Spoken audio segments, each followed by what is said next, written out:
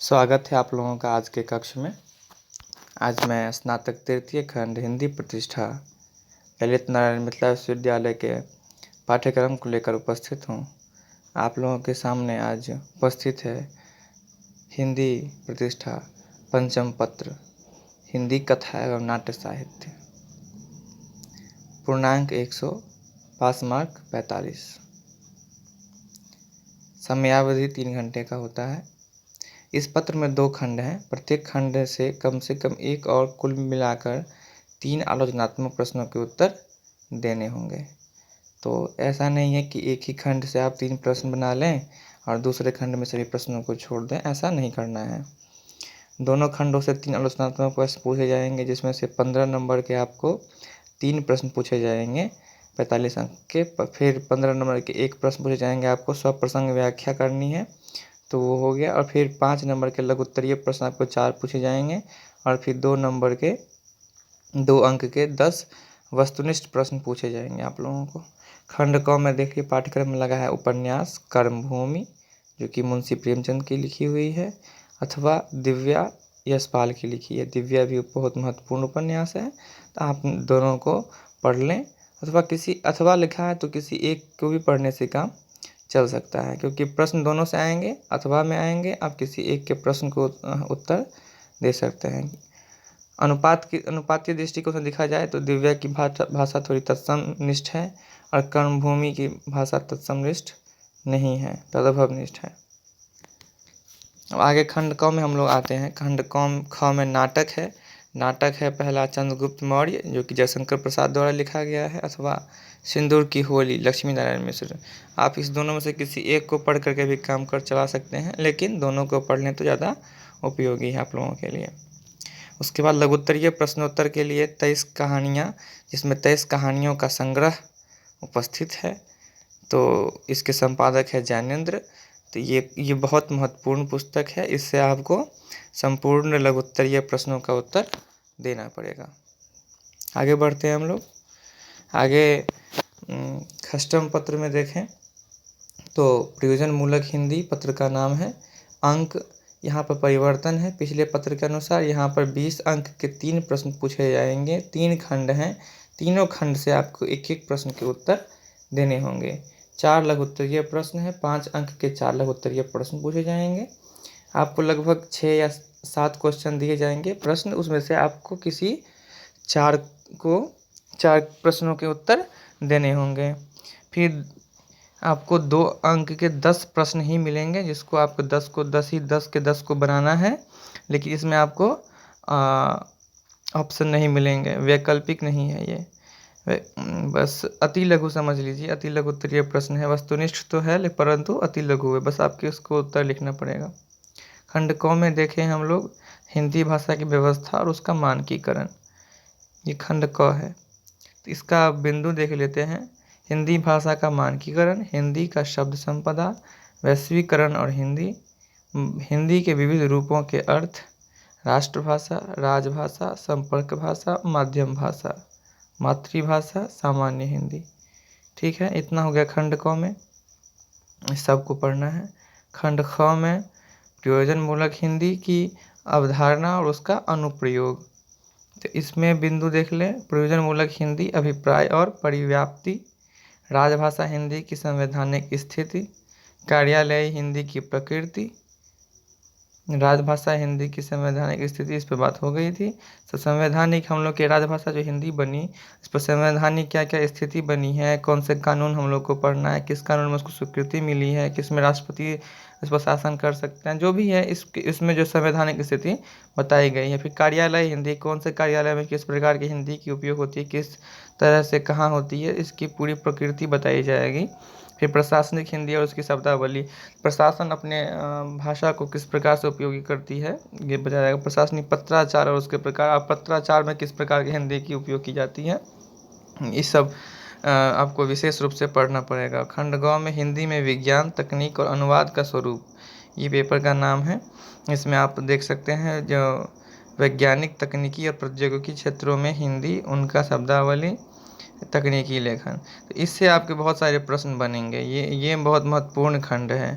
Computer और हिंदी, इससे आपको लघुत्तरीय प्रश्न भी इससे आपको बहुत बनेंगे। अनुवाद की अवधारणा, उसका महत्व, विभिन्न सिद्धांत, हिंदी अनुवाद के विविध क्षेत्र, अंग्रेजी से हिंदी और हिंदी से अंग्रेजी अनुवाद, ये तो बहुत महत्वपूर्ण है। अनुवाद तो पूछना ही पूछना है, प्रत्येक वर्ष पूछता है। तो ये आप लोग जो है सो वैकल्पिक के लिए अनुवाद ही पूछता है वैकल्पिक में, तो वो सब ध्यान रखेंगे। देवेंद्र नाथ शर्मा की बहुत अच्छी पुस्तक है। ये पुस्तक अगर मिल जाती है तो ले लीजिए, राष्ट्रभाषा हिंदी, समस्याएं और समाधान। ये बहुत अच्छी पुस्तक है। बाद बाकी और सभी पुस्तक तो सभी अच्छी ही होती है, लेकिन मुख्य रूप से जो भी भाषा आपको तथ्य मिलेंगे वो आचार्य देवेंद्र नाथ शर्मा वाली पुस्तक में मिल जाएंगे। दंगल झालटे की पुस्तक मिल जाए तो वो भी ले लीजिए, लेकिन सबसे महत्वपूर्ण है आचार्य देवेंद्र नाथ शर्मा की पुस्तक। हम लोग आगे बढ़ते हैं पत्र, सप्तम पत्र में। यहाँ देखिए पत्र का नाम है संचार माध्यम लेखन।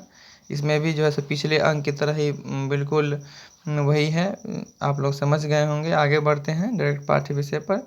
माध्यमोपयोगी लेखन का स्वरूप और प्रमुख प्रकार। ठीक है, ये जो हम लोग कुछ लिखते हैं तो कहाँ पर किस प्रकार से लिखना है, इस पर बात करनी है। हिंदी माध्यम लेखन का संक्षिप्त इतिहास, तो हिंदी के माध्यम से जब हम लोग लिखना सीखे तो उसका क्या इतिहास रहा, ठीक है, तो उस पर बात होगी। फिर रेडियो नाटक की प्रवृत्ति एवं प्रमुख भेद, रेडियो की क्या स्थिति थी, कब से प्रारंभ हुआ, उसमें किस प्रकार की भाषा का उपयोग किया जाता है, तो इस पर भी बात करनी है। फिर रंग नाटक, पाठ्य नाटक और रेडियो नाटक। नाटक 3 प्रकार के हैं, यहीं पर स्पष्ट कर दिया गया है। इस तीनों का अंतर क्या है, ठीक है, नाटक में तीनों में से कैसे क्या क्या अंतर है ये बताना है। टीवी नाटक का तकनीक, टीवी पर भी नाटक होते हैं तो उसमें क्या तकनीक कौन कौन सा आवश्यक होता है, टेली ड्रामा टेलीफिल्म को भी जो सो पढ़ना है।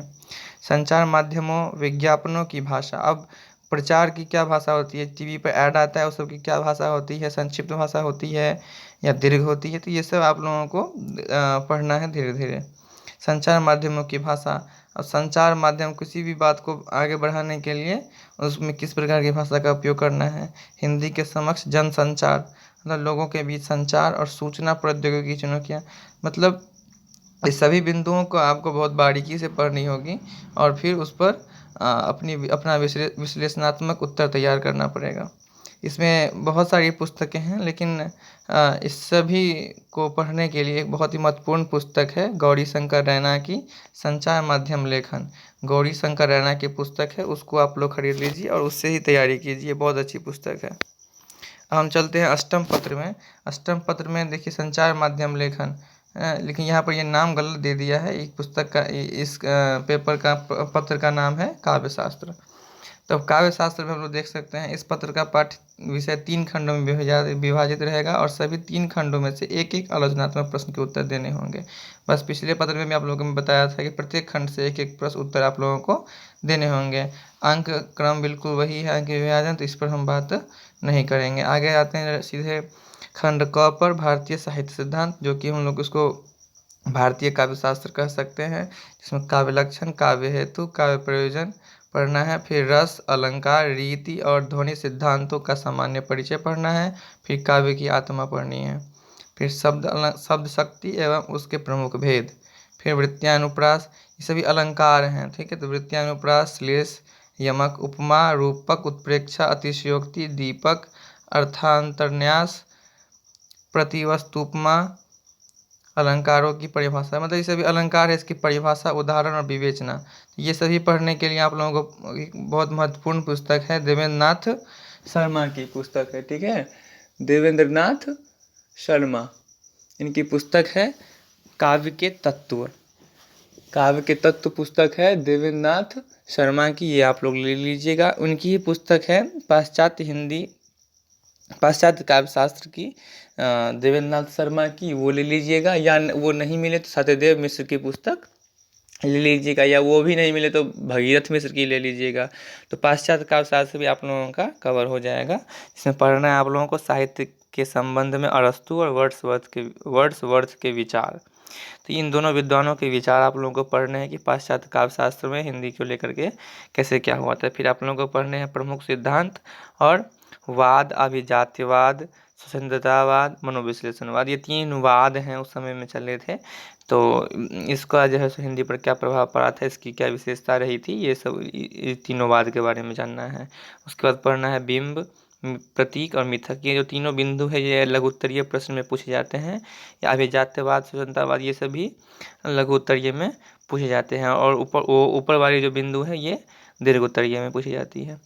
तो आप लोग जो है सो इसके लिए देवेंद्र नाथ शर्मा की पुस्तक भारतीय काव्यशास्त्र और पाश्चात्य काव्यशास्त्र की पुस्तक ले लिया कीजिए।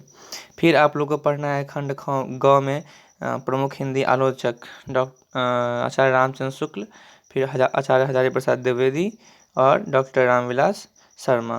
तो ये 3 आलोचकों को पढ़ना है जो कि मुख्य आलोचक हैं उस समय के। और इनको पढ़ने के लिए जो है आप लोग कोई भी आलोचनात्मक पुस्तक लेकर के ये पढ़ाई पूरी कर सकते हैं। और आगे ऐसे ही तथ्यपूर्ण जानकारी के लिए इस चैनल को सब्सक्राइब कर लीजिए, क्योंकि कोई भी आपको सूचना यथाशीघ्र मिल सके। हिंदी साहित्य से जुड़ने के लिए आप लोगों को बहुत बहुत धन्यवाद।